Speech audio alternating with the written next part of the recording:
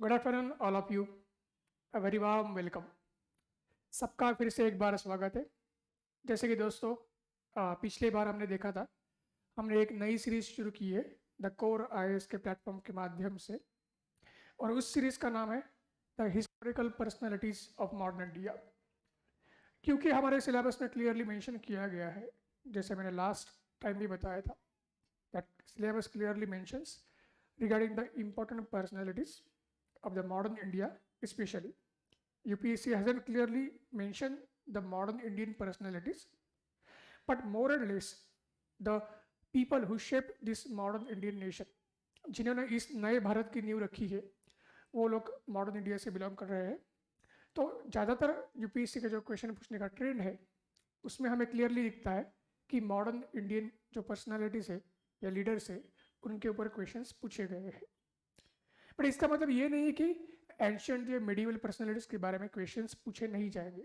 Definitely UPSC trend change करके questions पूछ भी सकती है, बट फिलहाल हम हमारा फोकस रखेंगे the important personalities who shape the modern Indian nation and who had their own contribution for the Indian national movement also।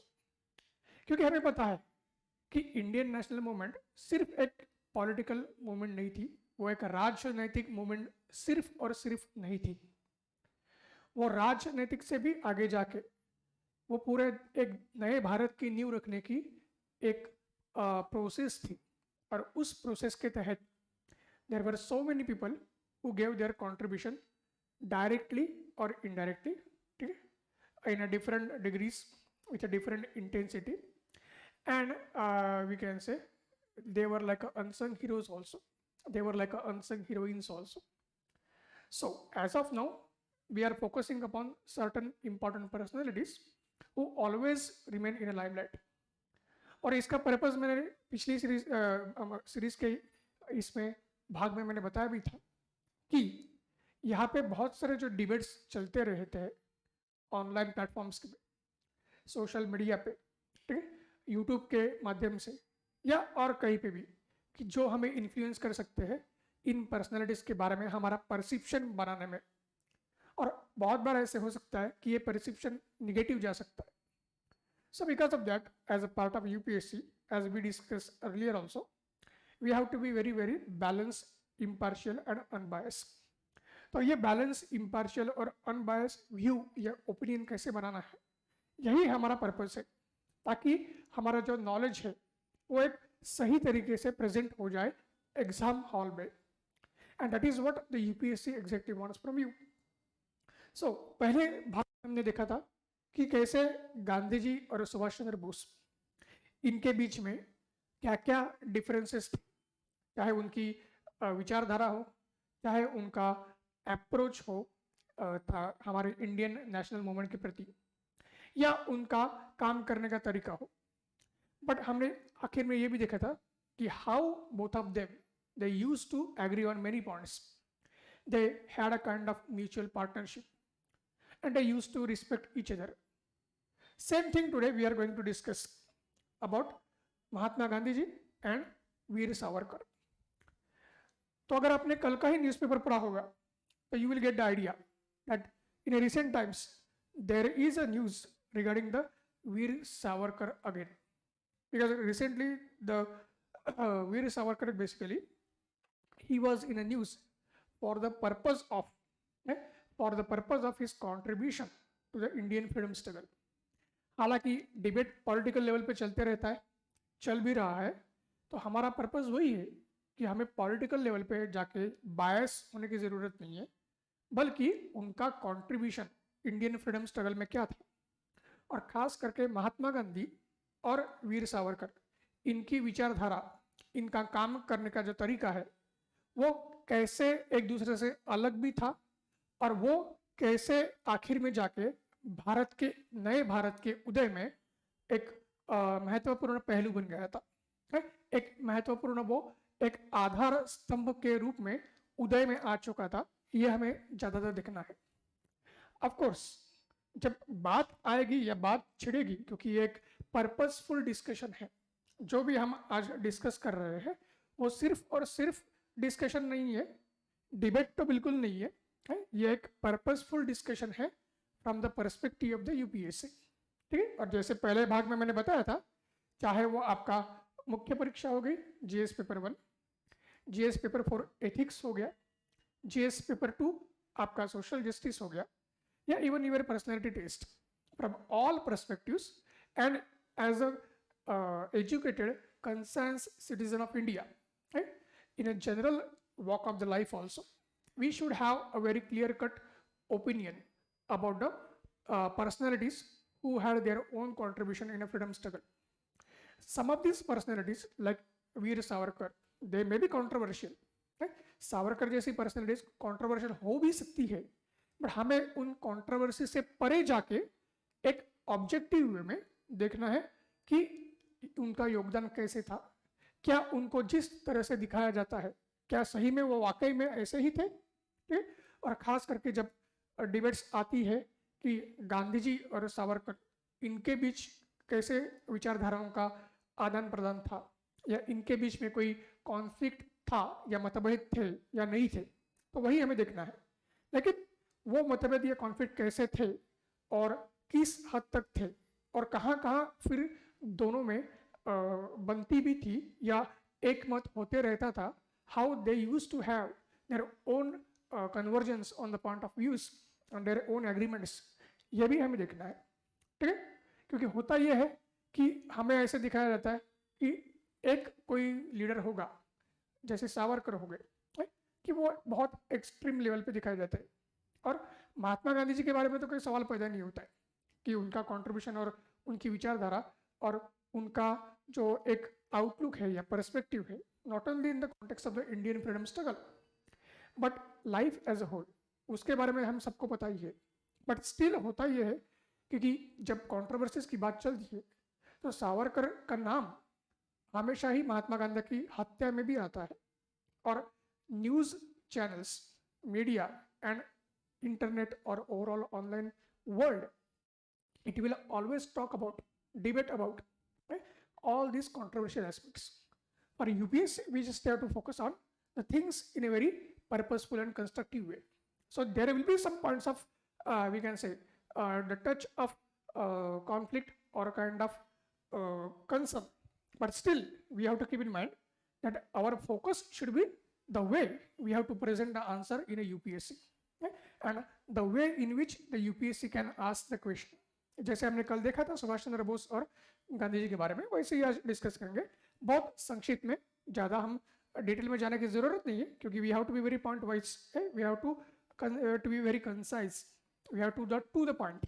So this is what. तो अगर बात करते कि क्या सावरकर एंटी सेक्युलर थे, क्या सावरकर का जो हिंदुत्व था वो माइनॉरिटीज को एक्सक्लूड करता था या नहीं करता था, उसके बारे में हमें थोड़ा सा देखना पड़ेगा। पर्पस ये नहीं है कि सावरकर को उनकी अच्छी इमेज दिखाने का यहाँ की कोई कोशिश है, ठीक। पर्पस ये है कि किस हद तक सावरकर सही थे या कहाँ पे सावरकर थोड़ी सी उनसे चूक हो रही थी, और इसमें से जाके उनका कंट्रीब्यूशन कैसे था एक राष्ट्र निर्माण में, इस पे हमें ध्यान देना है, ठीक है।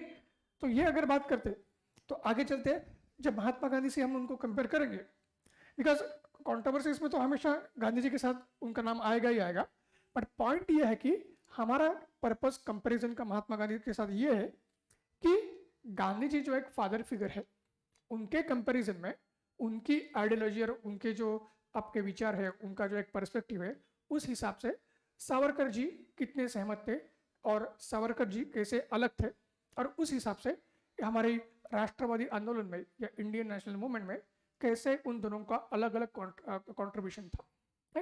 दे might be poles apart, Savarkar and Gandhi ji, they might be poles apart, yet they had their own and respective points of view that ultimately led to the processes of the Indian national movement.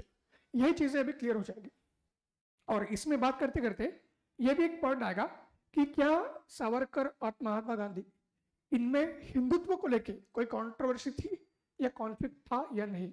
अगर मैं बताना चाहूंगा ये कोई political topic नहीं है, ठीक है, this is a topic from civil services perspective, और जब वर्ड हिंदुत्व हम यूज कर रहे हैं तो इसमें कोई फिर से हमें वो राइट विंग, लेफ्ट विंग और सारी चीजें और पॉलिटिकल एंगल लाने की जरूरत नहीं है।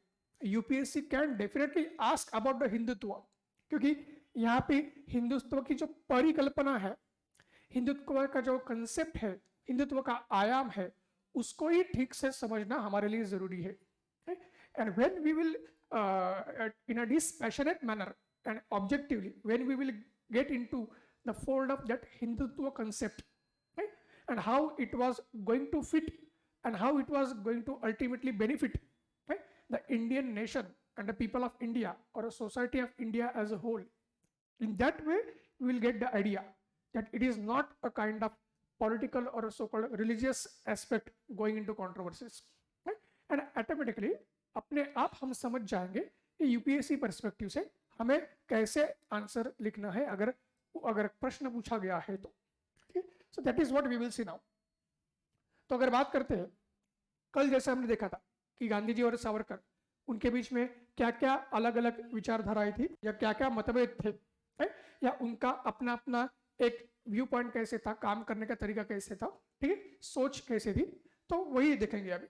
अगर पहली बात करते आइडियोलॉजी की, तो जैसे कल देखा था सुभाष चंद्र बोस और महात्मा गांधी की बीच में, सेम हमें दिखेगा वायलेंस वर्सेस नॉन वायलेंस, ठीक है। तो Gandhi ji, he was a champion of non violence as we have seen, and just like Subhash Chandra Bose, Veer Savarkar, he was a revolutionary, and being a revolutionary he was open for an arm revolution. और हमें सबको पता है कि वीर सावरकर यही एक ये है, हमारे शख्स है या इंडिविजुअल है जिन्होंने 1857 जो हमारा अपराइजिंग था, जिसको अंग्रेज एक बारबारिक सिपाही म्यूटिनी की तरह दिखाना चाहते थे, उसी 1857 अपराइजिंग को वीर सावरकर ने India first war of independence का नाम दिया था, ठीक। और उन्होंने 1909 में किताब भी लिखी थी। इन 1909 he had written a book regarding that 1857 uprising, terming as India's first war of independence। और उसी 1909 में महात्मा गांधी जी ने भी किताब लिखी थी, हिंद स्वराज। सो दोनों के बीच में ये भी एक चीज सामने आती है कि सावरकर जी भी लॉयर थे, गांधी जी भी लॉयर थे, बाद में दोनों ही बैरिस्टर भी बने थे, और दोनों ने एक ही साल में अलग अलग विषयों पर किताब भी लिखी थी। ये हमें सबको पता है और जानना जरूरी भी है कि सावरकर एक नेशनलिस्ट थे, जैसे महात्मा गांधी जी भी थे, मगर सावरकर बेसिकली अंग्रेजों को जो काउंटर कर रहे थे, ठीक है, 1857 अपराइजिंग के बारे में अंग्रेजों ने जो फॉल्सहुड फैलाया था, उसको काउंटर करने के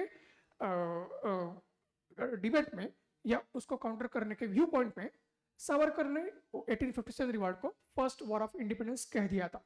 but modern historians, when they have dispassionately and objectively analyze the war of 1857 और uprising of the 1857, तो हम सबको पता है that 1857 uprising, ठीक है, वो एक अपराइजिंग था, रिवॉल्ट था, बट डेफिनेटली वो फर्स्ट वॉर ऑफ इंडिपेंडेंस नहीं था। और वो क्यों नहीं था, उसके लिए अलग से डिस्कशन हो सकता। तो पॉइंट ऑफ व्यू यह है कि सावरकर, उनका अपना एक पॉइंट ऑफ व्यू था, और उस समय उन्होंने वॉर ऑफ इंडिपेंडेंस जो मेंशन किया था अपने बुक में भी और उनके भाषणों में भी और सारी चीज़ों में, तो वो एक प्रोसेस का पार्ट था। लोगों के बीच में राष्ट्रवाद या नेशनलिज्म को जगाने का वो एक तरीका था। ये चीज़ हमें ध्यान में रखनी। दूसरी बात, अगर बात आती है तो जैसे हमने देखा सुभाष चंद्र बोस की तरह सावरकर भी रिवॉल्यूशनरी थे, तो आइडियोलॉजी में अगर गांधी जी और सावरकर उनको कंपेयर करें तो Gandhi ji he was a conservative reformist and Savarkar was a radical reformist. ये पॉइंट ध्यान में रखिए, ठीक है। दोनों सोशियो रिलीजियस रिफॉर्म्स के प्रति कमिटेड थे, उसके बारे में थोड़ा आगे देखेंगे, बट तरीका अलग था। Gandhi ji basically, as we have seen, he was always in a mode of that traditional and ancient social past of India, the customs of India, ठीक है, and he just wanted to change the whole socio-religious and cultural process through that very past which had formed the great nation of India, ठीक है। भारत का एक जो ancient legacy थी, एक great हमारा जी संस्कृति थी, ठीक है, एक कल्चर जो आज भी चलते आ रहा था, उसी में से गांधी जी रास्ता निकाल के हमारी संस्कृति, हमारे समाज को बदलना चाहते थे या उसमें बदलाव देखना चाहते थे, है? तो वो सुधार देखना चाहते थे, लेकिन थोड़े से एक ट्रेडिशनल वे में, कंजर्वेटिव वे में। बट सावरकर जो थे, ही वॉज अ रेडिकल रिफॉर्मिस्ट, और कैसे थे वो अपने आप आगे पता चलेगा हमें। सावरकर ही वॉज अ रेडिकल रिफॉर्मिस्ट, तो मतलब वो हमारे भारत के समाज को सुधारना चाहते थे, जैसे हमारे सोशियो रिलीजियस रिफॉर्म्स 19वीं सेंचुरी से चल रहे थे। तो मोर एंड लेस उसी सोशियो रिलीजियस रिफॉर्म्स जो 19वीं सदी से चल रहे थे, उसको 20वीं सदी में सावरकर एक अलग तरीके से प्रेजेंट कर रहे थे, और उसको राष्ट्रवादी आंदोलन से जोड़ के, उसको राष्ट्रवादी आंदोलन से जोड़ के, और ना कि राष्ट्रवादी आंदोलन बल्कि जो अंतरराष्ट्रीय स्तर पर इवेंट्स हो रहे थे या घटनाएं हो रही थी, जैसे जापान का उदय हो गया था, रशिया को हराया था जापान ने 1904 में, और जापान का उदय हो गया था। बाद में जाके हमारे हम कह सकते हैं कि आयरलैंड में होम रूल लीग मूवमेंट चल रही थी, और होम रूल रिवॉल्यूशनरीज वो अंग्रेजों से आयरलैंड का जो स्वतंत्रता संग्राम है उसमें वो अपना योगदान दे रहे थे।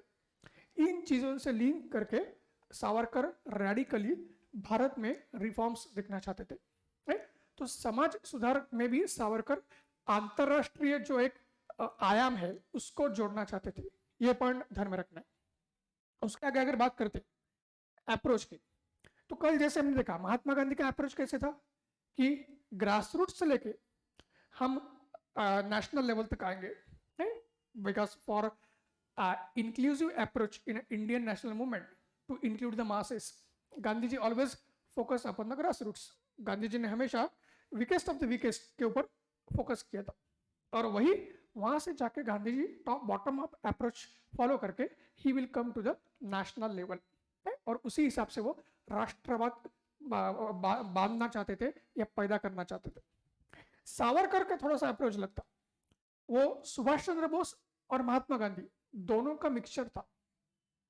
जैसे कल हमने देखा सुभाष चंद्र बोस के बारे में कि सुभाष चंद्र बोस नेशनलिज्म से इंटरनेशनल लेवल पे जाते थे, वो स्वतंत्रता आंदोलन को राष्ट्र स्तर से अंतरराष्ट्रीय स्तर पे लेकर जाना चाहते थे। Savarkar also did the same thing. Like Subhash Chandra Bose, he was also revolutionary. Subhash Chandra Bose also used to fight for India's independence from outside India. Same thing Savarkar used to do from outside India.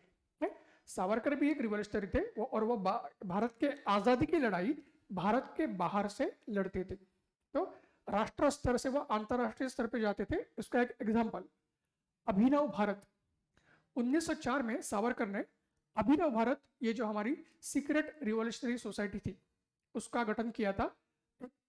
Bharat के स्तर पर क्या बोल सकते हैं हम, all India level जिसको हम बोलते हैं, कि एक पूरे भारत के स्तर पर उसको ऑर्गेनाइज किया था टू हैव द कोऑर्डिनेशन। उसी समय 1907 he went for Abhinav Bharat in the form of free India society in London. उसी अभिनव भारत को 1907 में वो इंग्लैंड में लेके गए as a part of free India society. So from national to international, ये सावरकर का फर्स्ट एस्पेक्ट था। और दूसरा एस्पेक्ट सावरकर था from international to grassroots. When Savarkar was arrested in 1909 and he was sent to double life imprisonment of 50 years in 1911, which was cut short in 1923. Yet Savarkar, when he was released by the British after his clemency petition, जिसके बारे में भी बहुत सारी controversies है, जिसमें जाने की जरूरत नहीं, ठीक है। तो सावरकर रत्नागिरी में, जो उनका होम टाउन था महाराष्ट्र में, रत्नागिरी डिस्ट्रिक्ट, ठीक है, as far as Maharashtra is concerned, home town in the sense it was like adopted home town, ठीक है। सावरकर जो थे उनका एक्चुअल होम टाउन नासिक में था महाराष्ट्र में, but his adopted home town was a Ratnagiri district. तो वहां पे उन्होंने ग्रास रूट्स में जाके लोगों के सुधार के लिए, लोगों को एम्पावर करने के लिए या सक्षम होने के लिए उनके लिए काम किया था। तो from national to international and from international to grass roots, ये अप्रोच सावरकर जी ने फॉलो किया था। So this point becomes very crucial, okay, in the context of the V.D. Savarkar.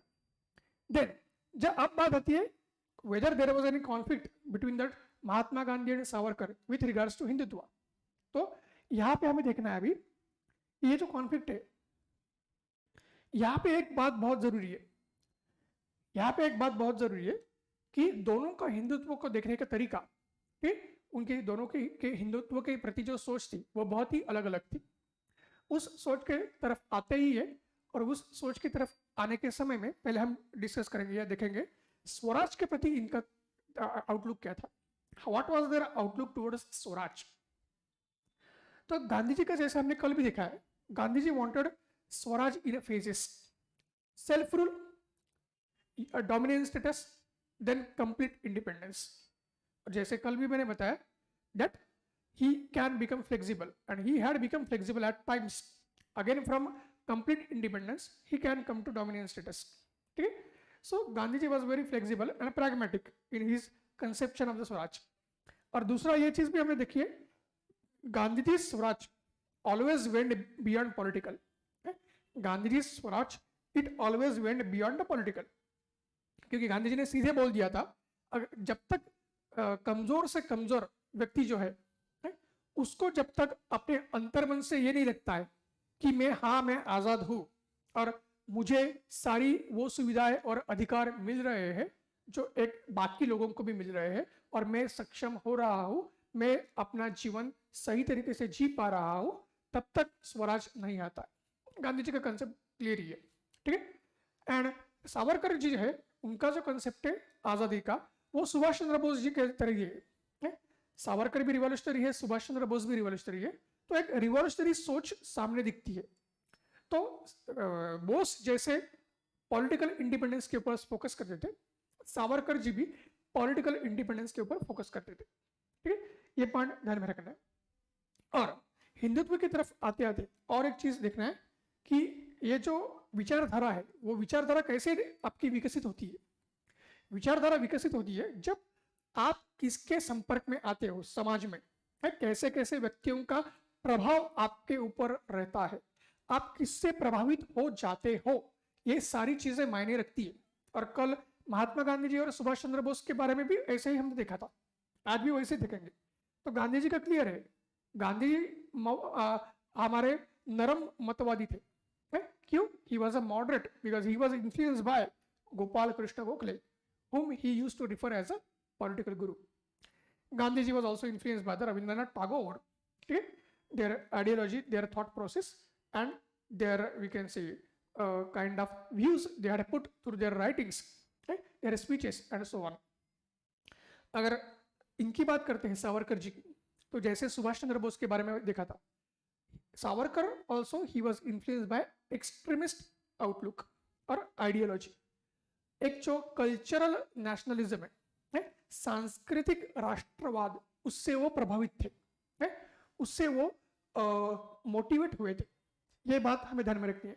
और सावरकर जी के ऊपर लोकमान्य तिलक, जो कि खुद एक एक्सट्रीमिस्ट लीडर थे, है? या गरम मतवादी वो थे, वैसे लोकमान्य तिलक जैसे जो लीडर है उनसे वो प्रभावित हुए थे। कौन? सावरकर जी, ठीक। और हमें ये भी पता है कि गांधी जी का उदय होने से पहले भारत की आजादी की जो आंदोलन है उसमें लोकमान्य तिलक का योगदान सबसे महत्वपूर्ण है। तो ऐसे व्यक्ति से जब आप प्रभावित होते हो तो जाहिर सी बात है आपकी जो विचार है, आपका जो कर्तृत्व है, आपकी जो सोच है, आपका जो देखने का नजरिया है, वो उसी दिशा में चला जाता है। Then Savarkar additionally was also influenced by the young Italian movement which was carried by Italian revolutionaries in 1820s and 1830s. Italy में भी जो रिवॉल्यूशनरी मूवमेंट्स हुई थी 1820-1830 के दशक में, उससे सावरकर बहुत ज्यादा प्रभावित थे। और ये ध्यान में रखना है कि वहां के जो लीडर्स थे, खास करके Joseph Mazzini, young Italian movement के जो लीडर्स थे, जोसेफ मैज़िनी, रॉबर्टो गैरिबाल्डी, ऐसे लीडर्स और नेता जो है उनसे वो प्रभावित थे। और आपको पता भी है कि सावरकर जी है, उन्होंने जोसेफ मैज़िनी के ऊपर एक आपका चरित्र भी लिखा था। He had written a biography, ठीक है, regarding the Joseph Mazzini also. So that point we have to keep in mind. So automatically Savarkar was influenced by the we can say ideology of such a people, and that was going to influence and that was going to reflect in his works also. फिर उसके बाद अगर हम देखते हैं तो फिर आएगा हिंदुत्व, क्योंकि ये हिंदुत्व की जब बात करते हैं और एग्जाम में भी जब क्वेश्चन आएगा तो आपका पर्सपेक्टिव तरीके से पूछा जाएगा जिसमें यह क्लियर होगा कि भारत की आज़ादी में और भारत के उदय में कंट्रीब्यूशन किस तरीके से था, गांधी जी का हिंदुत्व और सावरकर का हिंदुत्व, और कंट्रीब्यूशन वो पॉजिटिव कैसे था या निगेटिव कैसे था, ये भी देखा जाएगा। तो ये सबसे महत्वपूर्ण मुद्दा है। अगर यहाँ पे बात करते तो जब आप विचारधारा की बात करते हैं या हिंदुत्व के प्रति एक जो सोच रही थी किसी भी व्यक्ति की, तो Gandhi ji was much more radical. Gandhi ji was much more radical, radical in the sense कि गांधी जी का जो हिंदुत्व है वो बहुत ही ज्यादा कंजर्वेटिव और धर्म के ऊपर आधारित था।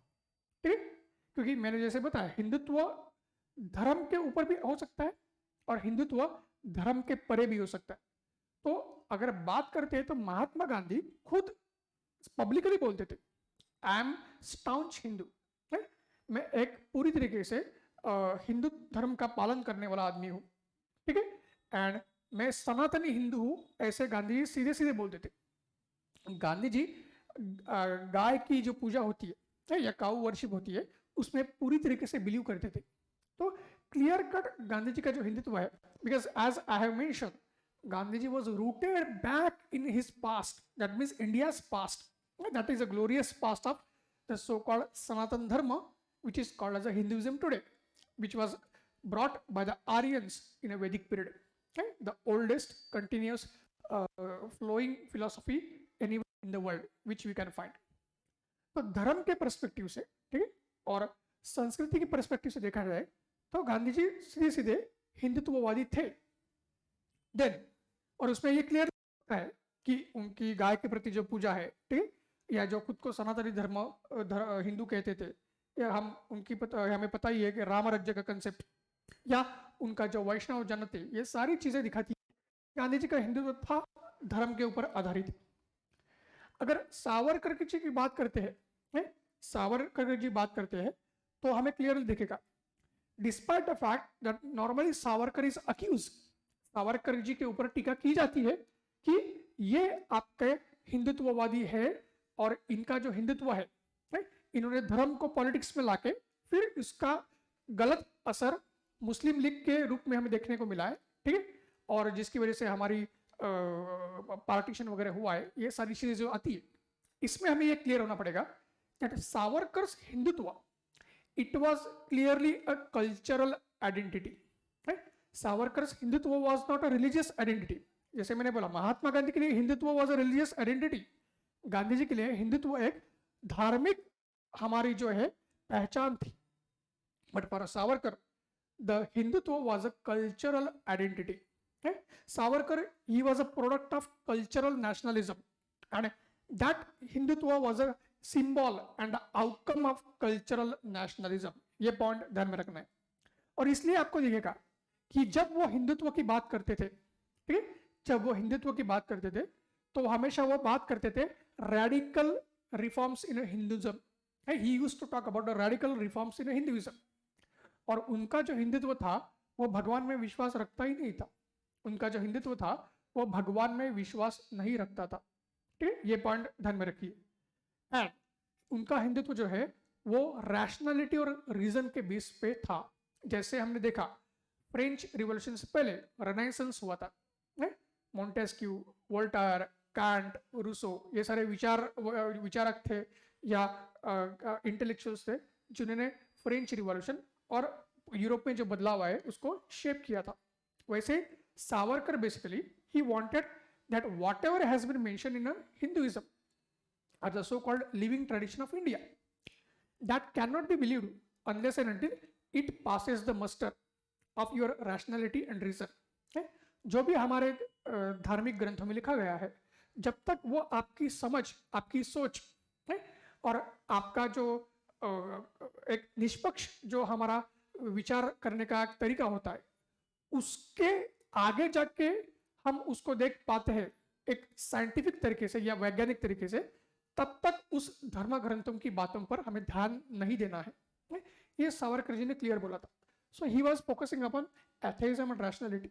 तो एथेइज्म की अगर बात करते हैं, एथेइज्म की बात करते हैं तो धर्म की बात आती ही नहीं है। धर्म की बात तभी आएगी जब आपका धर्म, भगवान, ये सारी चीजें एक दूसरे से मिल जाती है।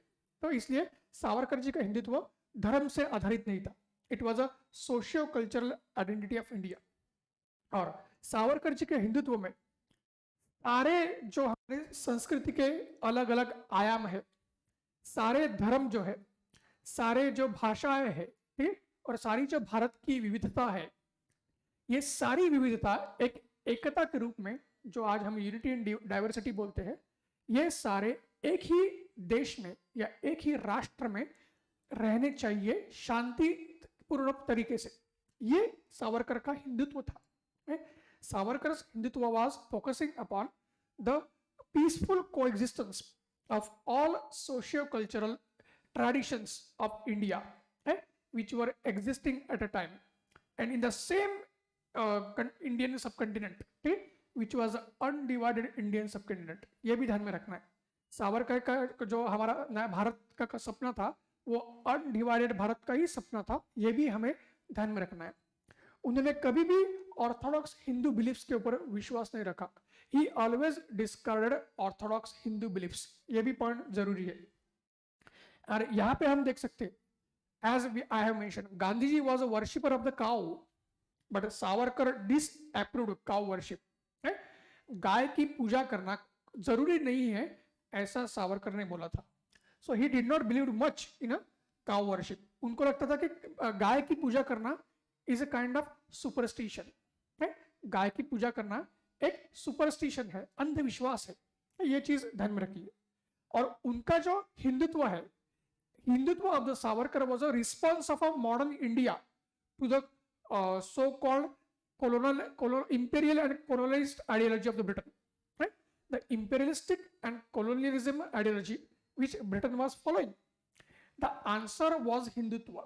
Savarkar's Hindutva was an answer to the imperialistic and colonialist ideology of the Great Britain. यह भी चीज ध्यान में रखना है। उनका यह कहना था, जैसे मैंने बताया, हमारा हिंदुत्व जो है एक भारत के संस्कृति की पहचान है, ठीक है। और सारे अगर दुनिया की बात करते हैं तो हिंदू जो है, मतलब हिंदू मतलब एक हिंदू संस्कृति जो है या हिंदू समाज है, वो एक माइनॉरिटी है compare to the whole world, which is a fact today also, because we know except India and Nepal, Nepal खुद को हिंदू राष्ट्र मानता है, भारत में तो हम सेक्युलरिज्म फॉलो करते हैं। बट प्रैक्टिकली अगर देखा जाए, हिंदुइज्म की अगर बात करते हैं तो दुनिया के जितने भी सारे मेजर जो धर्म है उसमें तो सबसे कम संख्या में हिंदुइज्म है, ठीक, एक्सेप्ट जूइज्म। जूइज्म को छोड़ दे तो हिंदुइज्म बहुत ही कम संख्या में, खास करके इस्लाम और क्रिश्चियनिटी के कंपैरिजन में। So point of view ये है, Savarkar wanted to present that if Hinduism as a cultural identity, if Hinduism as a social identity, and if Hinduism as a political identity has to survive, then automatically Savarkar was talking not of a religion, but he was talking about response of India to the modern world. ये जो पाश्चात्य देश के लोग अंग्रेजों जैसे यहाँ पे आके हमारे ऊपर राज करते हैं, ठीक है, हमको मुट्ठी में रखने की कोशिश करते हैं, उसको जवाब अगर देना है तो हमें हमारे समाज को एक होना पड़ेगा, हमारे संस्कृति को एक होना पड़ेगा, ठीक है। और संस्कृति तभी एक हो सकती है जब सबकी सोच एक हो जाएगी, और वो सोच थी Hindutva. This point is very very crucial. So it was everything minus religion, simple. Savarkar's Hindutva was everything minus religion and politics. ये पॉइंट ध्यान में रखिए। नेक्स्ट थिंग अगर बात करते हैं, नेक्स्ट एस्पेक्ट अगर बात करते हैं, अगेन एज आई मेंशन, अगर आइडियल स्टेट की बात करते हैं, बिकॉज हमने सावरकर और गांधी जी दोनों के स्वराज के कंसेप्ट को देखा है, ठीक है, उनका स्वराज के प्रति क्या उनकी सोच थी या देखने का नजरिया था, वो भी हमने देखा है। तो वैसे ही स्वराज बेसिकली मिलने के बाद एग्जैक्टली किस हिसाब से स्वराज होगा, तो महात्मा गांधी जी का तो हमें पता ही है। Mahatma Gandhi basically he used to look at a swaraj from the utopian perspective, और जिसके लिए गांधी जी को बहुत बार क्रिटिसाइज किया भी गया था।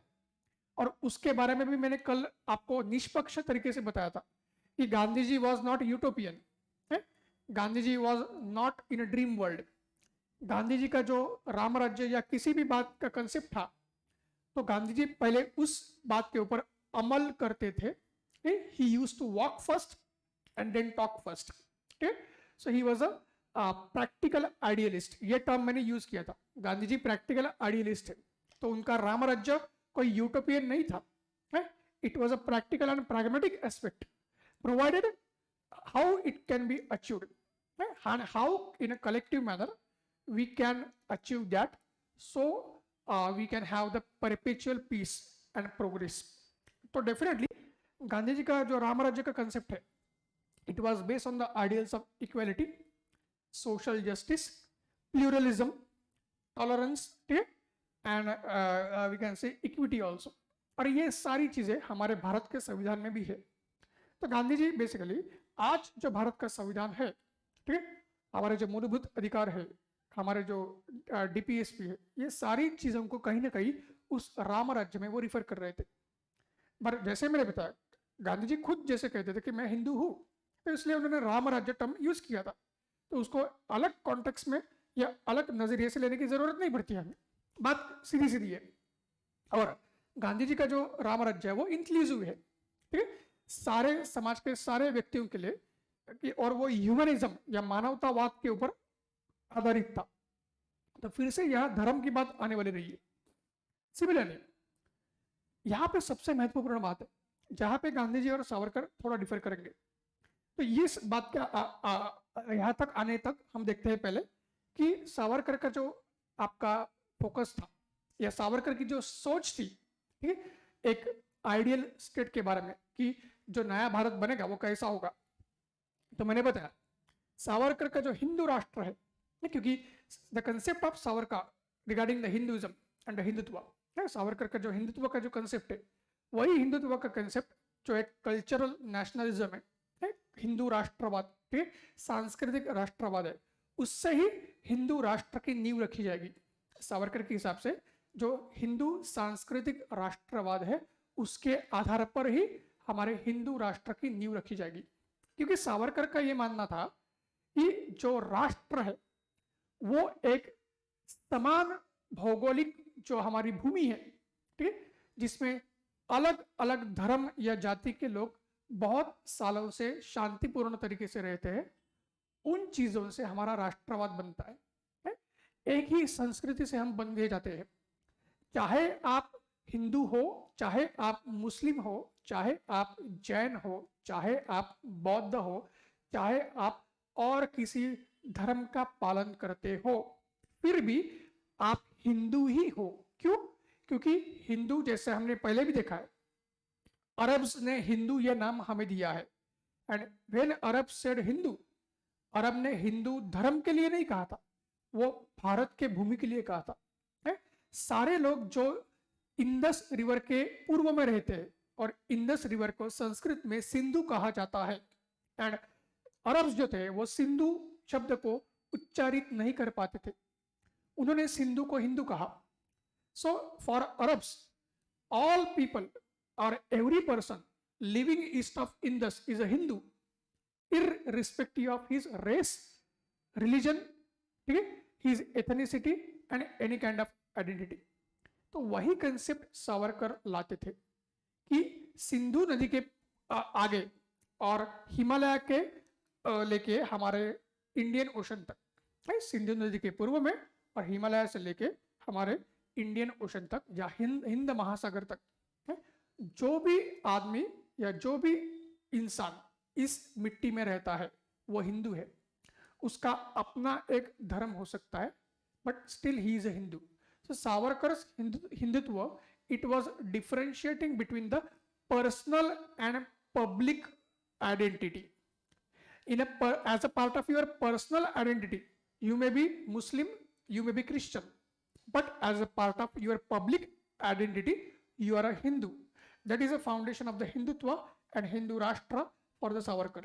और जैसे मैंने बताया, ये जो हिंदुइज्म, हिंदू राष्ट्र और हिंदुत्व है सावरकर का, ये किस लिए जरूरी था उनके हिसाब से? To fight the forces of colonialism and the forces of imperialism. ये ध्यान में रखिए, ठीक है। तो इसलिए हिंदू राष्ट्र क्या है, जात, धर्म, हमारा जो रीजन है, ठीक है, लैंग्वेज है, and all kinds of other minor identities, उससे परे जाके हिंदू राष्ट्र आएगा, ठीक है। सो this is a cultural nationalism. But यहाँ पे एक बात आती है कि अंतिम पड़ाव पे जब आते हैं तो गांधी जी सही हो जाते हैं और सावरकर थोड़ा गलत ट्रैक पे जाते हैं। उसका कारण है, और गांधी जी जैसे हमने देखा, सावरकर एकदम एथेइस्ट थे, वो हिंदू धर्म से ज्यादा हिंदू संस्कृति के ऊपर फोकस कर रहे थे। उन्होंने धर्म को कभी लाया नहीं है, ठीक? उन्हें धर्म को कभी ध्यान नहीं दिया, उन्होंने धर्म को कभी भी हमारे विचारधारा में लिया नहीं था। बट हुआ ये कि गांधी जी जो है, उन्होंने अपने धर्म के जो अपने विचार थे, उनको हमेशा अपने वैयक्तिक या पर्सनल लेवल तक रखा था। The Gandhiji's belief in Hinduism and Gandhiji's assertion that I am a Hindu, it was up to him only as a part of his personal life, okay? And Gandhiji never brought it in a public life. In a public life, Gandhiji would always be secular. Okay?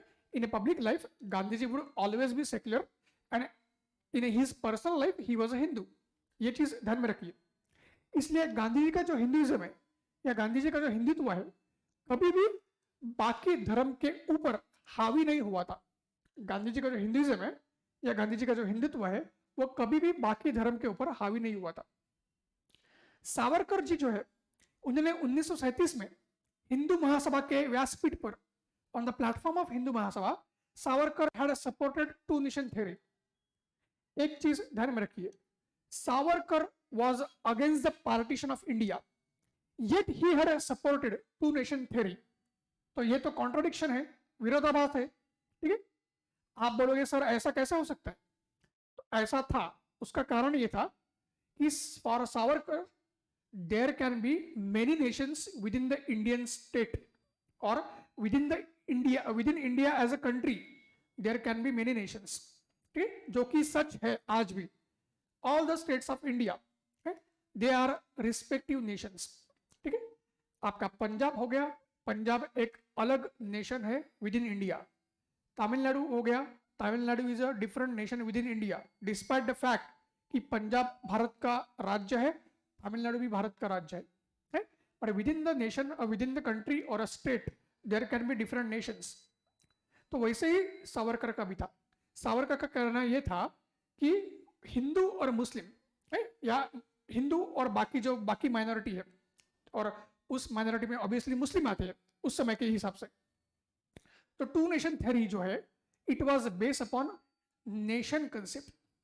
तो undivided India में हिंदू और आपके जो मुस्लिम है, उनके अपने अपने राज्य हो सकते हैं।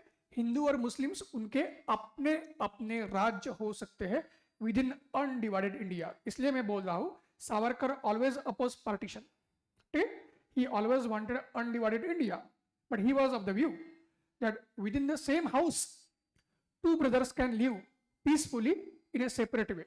सावरकर का कंसेप्ट सिंपल था, जैसे आज होता है, ठीक, दो भाई है, अगर झगड़ा करके दोनों अलग हो जाएंगे, तो सीधी सी बात है, फैमिली में होता है, दो भाइयों के बीच में कभी कभी झगड़ा होता है, और झगड़ा इतना एक्सट्रीम लेवल पे जाता है कि हो सकता है कि दोनों पूरी तरीके से अलग हो जाए। तो सावरकर का कहना यह है, हिंदू और मुस्लिम एक भाई की तरह है, लेकिन झगड़ा करके पूरी तरीके से अलग होने से अच्छा है कि आप एक ही घर में, एक भाई नीचे रहेगा, दूसरा भाई अपना घर ऊपर रख सकता है। एक ही घर में नीचे में एक भाई रह सकता है, ऊपर में एक भाई रह सकता है। And this happens in many cases that two brothers basically they have their respective families in a same house, ठीक है, as a part of separation with in the same house.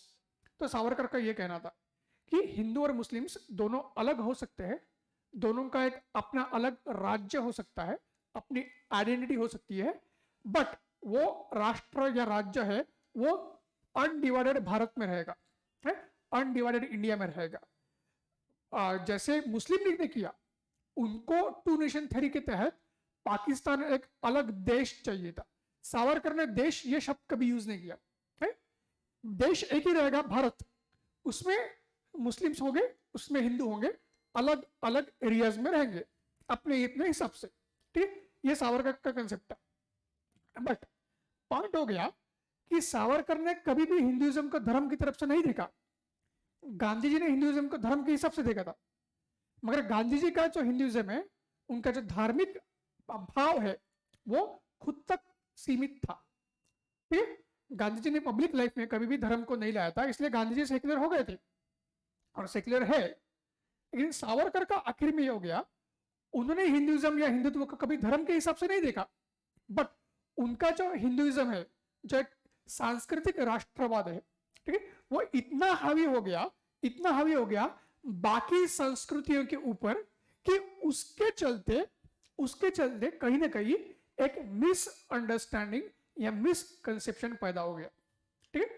एक हिंदू संस्कृति जो है और या उसकी जो हमारी आइडेंटिटी है, एक पहचान है, तो कहीं ना कहीं जो बाकी संस्कृतियां है हिंदू संस्कृति के अलावा है, जो भी भारत में शांतिपूर्ण तरीके से रह रही है, कहीं ना कहीं वो एक मिसकंसेप्शन या मिसअंडरस्टैंडिंग पैदा हो गया due to the circumstances of the time, ठीक, which ultimately somewhere affected the Indian unity negatively, ठीक। भारत की जो अखंडता है और एकता है, कहीं ना कहीं उसको निगेटिव वे में या नकारात्मक रूप से उसको खामियाजा भुगतना पड़ा। ये चीज ध्यान में रखनी है। हालांकि जैसे मैं बार बार कह रहा हूँ, सावरकर कभी भी हमारी पार्टीशन नहीं चाहते थे, ओके। सावरकर कभी भी पार्टीशन नहीं चाहते थे, ठीक है, ये चीज हमें ध्यान में रखनी है।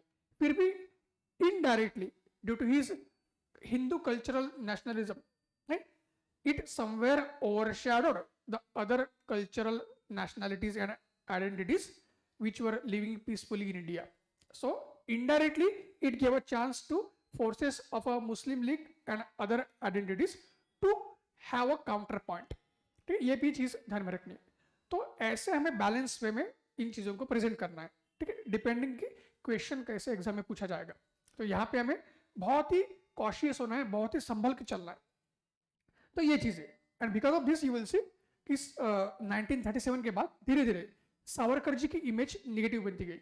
जो भी आज भी कंट्रोवर्सीज उभरती है, जिसके ऊपर राजनीति चलती रहती है, डिबेट्स चलते रहते हैं, जिसमें मीडिया वाले भी आते रहते हैं और सारी चीजें गलत तरीके से दिखाई देती है, उसका ये कारण है। तो कहीं ना कहीं उनका इंटेंशन सही था सावरकर जी का, बट वो कहीं ना कहीं मिसअंडरस्टैंडिंग की वजह से और या आपका एक out of fear on the part of other nationalities or other communities, it somewhere went into wrong direction, ठीक है। और जाहिर सी बात है कि British were always eager as a part of their divide and rule policy. अंग्रेज तो उनके डिवाइड एंड रूल पॉलिसी जो है, या आपका तोड़ो और राज करो, उसके तहत वो तो ऐसी चीजों को और गलत तरीके से प्रेजेंट करने में माहिर थे। So this point we have to keep in mind, ठीक। बट अगेन एग्जाम में ये चीज लिखने की जरूरत नहीं है कि अंग्रेज regarding British basically as a part of their divide and rule policy, ठीक है, they also misinterpreted things. No need to go in that, just for the sake of giving a multi dimensional understanding, I am telling the things. एक बहुआयामी आपको information देने की तरफ से या आपका पर्सपेक्टिव डेवलप करने की तरफ से मैं आपको बता रहा हूँ कि चीजें कैसे हो रही थी। हमें जब प्रेजेंट करने की बात आएगी तो इतना ही लिखना है that the cultural nationalism of the Veer Savarkar somewhere overshadowed the other cultural aspirations and other cultural identities, okay?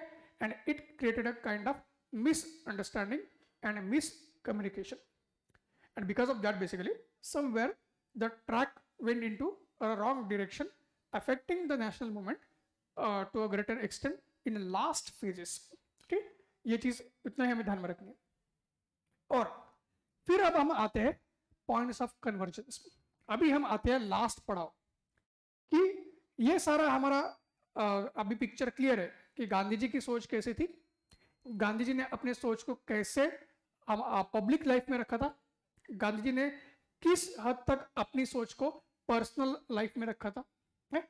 और इसलिए गांधी जी का कंट्रीब्यूशन हमेशा ही सबसे ऊपर रहता है देश की आज़ादी में, भारत की उदय में या भारत की नींव रखने में, नए भारत की नींव रखने में, एंड गांधी जी सबसे ग्रेटेस्ट नेशनलिस्ट क्यों माने जाते हैं। और उसी हिसाब से हमने सावरकर जी का भी देखा है, उनके विचारधारा, उनकी आइडियोलॉजी, उनका उद्देश्य क्या था, ठीक है, और कैसे उन्होंने देश के लिए अपना कॉन्ट्रीब्यूशन दिया है। और यहाँ पे फिर आती है बात, कहाँ पे सावरकर और गांधी जी एक दूसरे के विचारधाराओं से सम्मत थे, है? दोनों में सम्मति कहाँ पे थी, दोनों में कहाँ पे जाके एक क्या बोल सकते हैं कि एक साथ काम करने की जो भावना है वो कहाँ पे दिखती है, तो यहाँ पे दिखती है। तो जैसे हमने देखा है कि Gandhi ji remain secular in a public life, ठीक है, and Savarkar despite being secular in a public life, somewhere basically the things went in a negative way.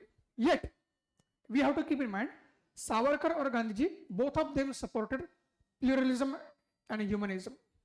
Both of them supported equality, justice, tolerance and liberty to all, we can say, people, okay, irrespective of your religion, caste, region, ethnicity, race and any other identity.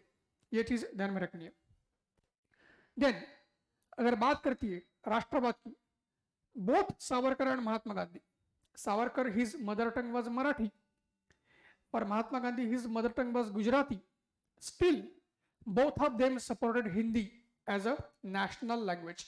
Today we know that India doesn't have any national language. Hindi is the official language of India. Hindi हमारी राजभाषा है, राष्ट्रभाषा नहीं है, ठीक है। पर उस समय मतलब राष्ट्रवादी आंदोलन के समय सावरकर जी और Gandhi ji, both of them were supporting Hindi as a national language. और जो हमारा नॉन कोऑपरेशन मूवमेंट जब चालू हो रहा था, नागपुर सेशन 1920, उस समय जब लैंग्विस्टिक प्रोविंस की बात आई थी कि आजादी के बाद भारत के राज्य भाषा के आधार के ऊपर होने चाहिए या नहीं होने चाहिए, इसकी जब बात चल रही थी नागपुर सेशन 1920, तब गांधी जी और सावरकर, ठीक है, दोनों ने इस भाषा के आधार के ऊपर प्रांत की जो रचना होनी चाहिए उसको सपोर्ट दिया था। हालांकि ये बात अलग है, सावरकर उस सेशन में डायरेक्ट हिस्सा नहीं ले रहे थे, ठीक, उनका सहभाग नहीं था, बट इस सेशन से पहले भी सावरकर जी ने सपोर्ट किया था लैंग्विस्टिक प्रोविंसेस को, ठीक। तो हिंदी और linguistic creation of the provinces, इन दोनों चीजों को गांधी जी और सावरकर ने सपोर्ट किया था और दोनों सम्मिलित थे इन बातों पे। फिर गांधी जी ने तो क्लियरली बोला था सावरकर जी के बारे में, that Savarkar is a faithful son of the Bharat. Again आप देखिए गांधी जी के वर्ड्स में भारत शब्द दिखता है, ठीक, गांधी जी के वर्ड्स में भारत शब्द दिखता है, तो वो जो खुद को एक सनातनी हिंदू मानते हैं तो वो रिफ्लेक्शन है। बट जैसे मैंने बताया कि ये उनका पर्सनल ये था, क्या बोल सकते हैं उसको, एक पर्सनल विश्वास था या पर्सनल बिलीफ था, है? उन्होंने पब्लिक लाइफ में उस चीज को कभी भी किसी बाकी धर्म के लोगों के ऊपर थोपा नहीं था, ये भी चीज ध्यान में रखनी है, ठीक है। और वही काम सावरकर जी ने भी किया था। सावरकर जी ने भी कभी भी अपने जो विचारधारा है, सांस्कृतिक विचारधारा है, उसको कभी थोपा नहीं था। तो Savarkar is a faithful son of the Bharat and his talent should be utilised for the public welfare, ठीक है। और ये बात कब की थी कि जब सावरकर ने अपनी मर्सी पिटिशन फाइल की थी अंग्रेजों के सामने कि मेरी सजा कम करो, क्योंकि सावरकर जी को 1911 में सजाए काला पानी की सजा हुई थी अंडमान सेल्युलर जेल में। उसको कम करने के लिए जब पिटिशन डाली थी उसको गांधी जी ने सपोर्ट किया था। ये भी चीज बहुत कम लोगों को ये पता होता है कि सावरकर जी की मर्सी पिटिशन को गांधी जी ने सपोर्ट किया था, ठीक है, क्योंकि गांधी जी को पता था कि सावरकर जी एक हीरा है और उस हीरे को देश की आजादी में और देश की आजादी के बाद देश के निर्माण में, पुनर्निर्माण में, पुनर्गठन में बहुत महत्वपूर्ण सहयोग देने में उनका योगदान जरूरी है, ये गांधी जी को पता था, इसलिए उन्होंने ये कोट किया था। और एग्जाम में ये कोट हम दे सकते हैं, जैसे क्वेश्चन आएगा उस हिसाब से। फिर सावरकर जी ने भी गांधी जी के नॉन वायलेंट सत्याग्रह को समर्थन दिया था। सावरकर जी तो रिवॉल्यूशनरी थे, तो he used to focus upon the arm violence, but वो खुद सुभाष चंद्र बोस जी की तरह गांधी जी के आपके अहिंसावादी जो आंदोलन है उनको सपोर्ट भी करते थे, ठीक है। और सावरकर जी का जो कल्चरल हिंदुत्व है, सांस्कृतिक राष्ट्रवाद और सांस्कृतिक जो हमारा हिंदुइज्म है, उसको गांधी जी ने एक्नोलेज किया था, गांधी जी ने उसको माना था, ये भी चीज ध्यान में रखनी जरूरी है। दोनों ने हमारी जो पार्टीशन है उसको अपोज किया था, मैंने पहले ही बताया। Both of them wanted undivided India, they never compromise with the unity and integrity of India, and both were the champions of social reforms, both were the champions of social reform. शुरुआत में हमने देखा Gandhi ji was a conservative reformist, Savarkar was a radical reformist. तो गांधी जी सामाजिक सुधार चाहते थे लेकिन धीरे धीरे, ठीक है। सावरकर सामाजिक सुधार एकदम क्रांतिकारी रूप में चाहते थे, तो both of them champion the women empowerment, both of them supported widow remarriages, both of them work for a upliftment of depress classes. तो मैंने बताया कि सावरकर जी की जब सजा कम की थी, जब वो रत्नागिरी गए थे तो उनके ऊपर बहुत सारे रिस्ट्रिक्शंस लगाए गए थे, but he work for the upliftment of the masses and vulnerable sections, और वुमन की एम्पावरमेंट या सक्षमता के लिए उन्होंने काम किया था, ठीक है। Both of them oppose untouchability, both of them oppose untouchability also, so untouchability के खिलाफ लड़ाई, विडो रीमैरेज के लिए सपोर्ट, ठीक है। फिर आपका जो वल्नरेबल सेक्शंस है उनके उद्धार के लिए काम करना, उनके एजुकेशन के लिए काम करना, ये सारी चीजें सावरकर और गांधी जी दोनों ने मिल की थी अपने अपने तरीके से, है, ये भी ध्यान में रखना है।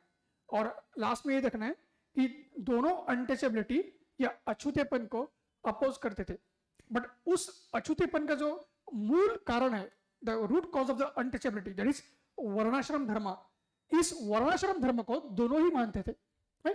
इस वर्णाश्रम धर्म को दोनों ही मानते थे। ये भी चीज उतने ही कंसर्न से और उतने ही बारीकी से हमें ध्यान में रखती है। तो दोस्तों ये था मेरा निष्पक्ष आपका प्रेजेंटेशन आप लोगों के सामने, है, ताकि आपको एक पता चले how both Mahatma Gandhi and Savarkar, despite having different ideologies, despite being presented as a two contradictory personalities, they had their own role in a Indian national movement and a modern nation building, है? और इसी तरीके से हमें इन चीजों को आत्मसात करके उत्तर लिखना पड़ेगा जब हमें एग्जाम में क्वेश्चन पूछा जाएगा। तो अगर एग्जाम में क्वेश्चन पूछा जाएगा तो किस तरीके से पूछा जा सकता है कि सावरकर जी और गांधी जी दोनों की विचारधारा है, दोनों के मत प्रवाह और दोनों की सोच अलग होने के बावजूद दोनों का भारत की राष्ट्रवादी आंदोलन में या भारत के नए निर्माण में क्या योगदान था, इसके ऊपर प्रकाश डालिए, ऐसे तरीके का क्वेश्चन आ सकता है। अंग्रेजी में अगर बात करनी है, to speak in English, despite having the contradictory outlook, ideologies and approaches towards the Indian national movement, towards Hindutva and towards the nation building process, Savarkar and Gandhiji had their own contributions in their respective ways. Okay? And despite having contradictions, there were some points of agreement also and appreciation also. Okay? Please, the question will ask you to throw the light as far as all these things are concerned. तो ये ऐसे questions में आपको लिखना पड़ेगा ये सारी चीजें, और एक बहुत ही बैलेंस वे में, बहुत ही एक न्यूट्रल वे में, ठीक है, निष्पक्ष वे में आपको उत्तर समाप्त भी करना पड़ेगा। सो इस बात को हमें पूरी तरीके से ध्यान में रखना है।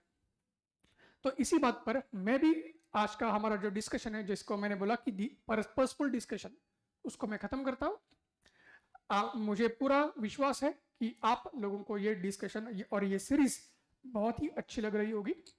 सो please do like it, share it and subscribe it as a part of the core IAS, and we will always help you and mentor you to build your knowledge as well as answer writing process to emerge victorious in a civil services main examination and personality test.